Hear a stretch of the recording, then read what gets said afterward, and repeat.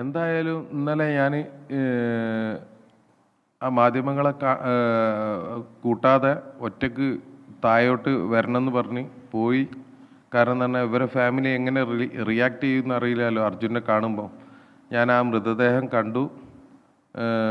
അപ്പോൾ ആ സമയത്ത് തന്നെ DYSP കൂടെ ഉണ്ടായിരുന്നു. DYSP എന്നോട് പറഞ്ഞ്, ഞാൻ പറഞ്ഞ് നാളെ തന്നെ കൊണ്ടുപോയിക്കൂടെ നാട്ടിലേക്ക് എന്ന് പറഞ്ഞപ്പം തന്നെ പറഞ്ഞിരിക്കണ് ഇല്ല, DNA പരിശോധന നടക്കേണ്ടതുണ്ട്, അത് അത് നടന്ന് അതിൻ്റെ റിസൾട്ട് കിട്ടാതെ പറഞ്ഞേക്കാനുള്ള സാധ്യത ഇല്ല എന്നാണ് പറഞ്ഞത്. ഇനി എന്തെങ്കിലും രാഷ്ട്രീയ ഇടപെടലുകൾ ഉണ്ടെങ്കിൽ ചിലപ്പോൾ നടക്കുമെന്ന് എനിക്കറിയില്ല. 2 ദിവസം എന്തായാലും വേണമെന്നുള്ളത് പറഞ്ഞതാണ്. മനാബ്, യഥാർത്ഥത്തിൽ ഈ 71 ദിവസത്തെ താങ്കളുടെ ഷിരൂർ വാസത്തിനിടയിൽ താങ്കളെ ഏറ്റവും മനസ്സിനെ മതിച്ച വിഷയം എന്തായിരുന്നു? പ്രത്യേകിച്ച് ഇടയ്ക്കൊക്കെ തന്നെ ഈ ആൻറ്റി ക്ലൈമാക്സ് പോലെ ദൗത്യം നിർത്തിവെക്കുന്നു, കാലാവസ്ഥ മോശമാകുന്നു, ഗംഗാവലി പുഴ കലുഷിതമാകുന്നു, അടിയൊഴുക്ക് കൂടുന്നു, അങ്ങനെയൊക്കെയുള്ള അവസ്ഥകൾ വന്നു. അപ്പോൾ താങ്കൾ ഈ 71 ദിവസത്തിൽ ആലോചിക്കുമ്പോൾ താങ്കളുടെ മനസ്സിനെ ഒരിക്കലും മറക്കാത്ത സംഭവം എന്തായിരുന്നു?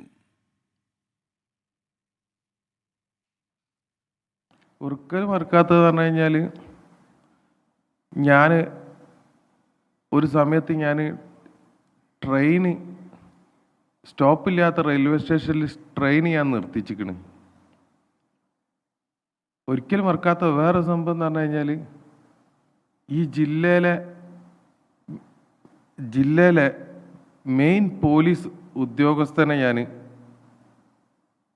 ചങ്കൂറ്റത്തോട് കൂടിയിട്ട് മൂപ്പരെ തല്ലി ഞാൻ മേടിച്ചിക്കണ്.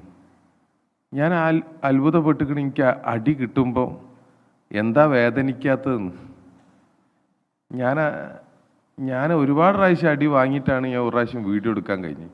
വീഡിയോ എടുക്കാൻ അപ്പോഴാണ് ബോധം വന്നത്. അടി ചിലർ പറഞ്ഞേക്കല്ലോ തല്ലിട്ടുമ്പോഴേ ബോധം വരുള്ളൂ. എനിക്ക് അപ്പോഴാണ് ബോധം വന്നത് അത് ചെയ്യണം എന്നുള്ളത്. പിന്നെ അതിന് ശേഷം എപ്പോൾ അടിക്കാൻ വന്നാലും ഞാൻ വെറുതെ പോക്കറ്റിൽ നിന്ന് മൊബൈൽ എടുത്ത് ഇങ്ങനെ കൈ പിടിച്ചോളും. അപ്പോൾ പിന്നെ ഓല് പോകും. അങ്ങനെ ഞാൻ എൻ്റെ ജീവിതത്തിൽ ഇങ്ങനെ തുടങ്ങി എന്തൊക്കെ കാര്യങ്ങൾ, ചില കാര്യങ്ങളൊന്നും എനിക്ക് തൽക്കാലം ഇതിൽ പറയാൻ പോലും കഴിയില്ല. അങ്ങനെയൊക്കെ ചെയ്തിക്കണം. ഇതൊക്കെ ഒരു നല്ല കാര്യത്തിനാണ് പലതരത്തിലും മെനക്കെട്ടത്. ഇതിൻ്റെ ഒന്നും റിസൾട്ട് കിട്ടാതായപ്പോൾ ഞാൻ തന്നെ ഗംഗാവലി പോയിൻ്റെ സൈഡിൽ ഇരുന്നിട്ട് ഞാൻ അർജുനോട് ചോദിച്ചിരിക്കുന്നു, ഇങ്ങനെയൊക്കെ കളിച്ചിട്ട് വിടാണ്ടോന്ന് ചോദിക്കുന്നു. കാരണം ഇത്രയൊക്കെ കളിച്ചിട്ടും കിട്ടണില്ല അറിയുമ്പോൾ അത്ഭുതമായിരുന്നു എനിക്കത്. പക്ഷേ ഓൻ്റെ അമ്മ പറഞ്ഞ ഒരു കാര്യം ഉണ്ടായിന്. സാറ് കേൾക്കുന്നുണ്ടോ?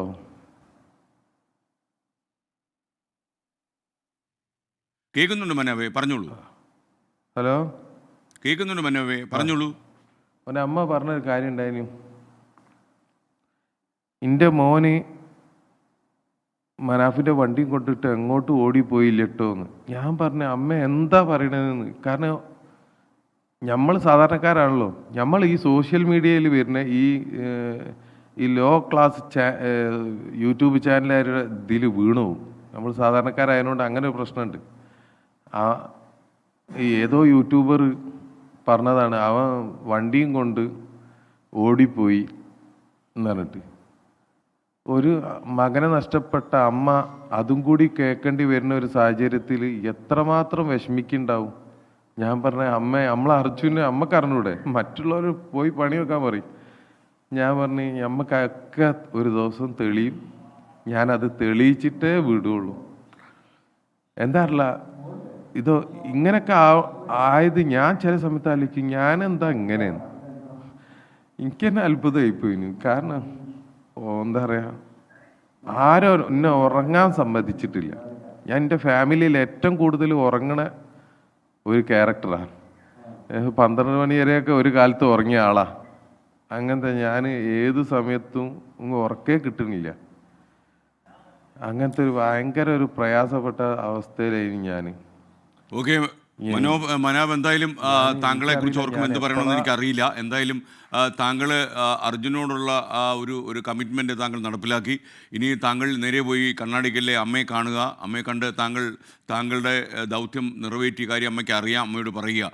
ഇപ്പം നമ്മുടെ ആൾക്കാർ ഇപ്പം കണ്ണാടിക്കൽ ആ വീടിൻ്റെ മുമ്പിലുണ്ട്. അമ്മയോട് അവർ ചിലപ്പോൾ പറയും. ദീപക് ധർമ്മടവും അതുപോലെ കെ ആർ ഗോപികൃഷ്ണൻ അവിടെ ഉണ്ട്. എന്നിട്ട് താങ്കൾ നേരെ വീട്ടിൽ പോയി ഭാര്യയോടും കുടുംബത്തിനോടും ഇപ്പോൾ ഒരു 4-5 ദിവസം ഫോണൊക്കെ ഓഫ് ചെയ്ത് വെച്ചിട്ട് വിശ്രമിക്കുക. Okay, thank you മനാവ്.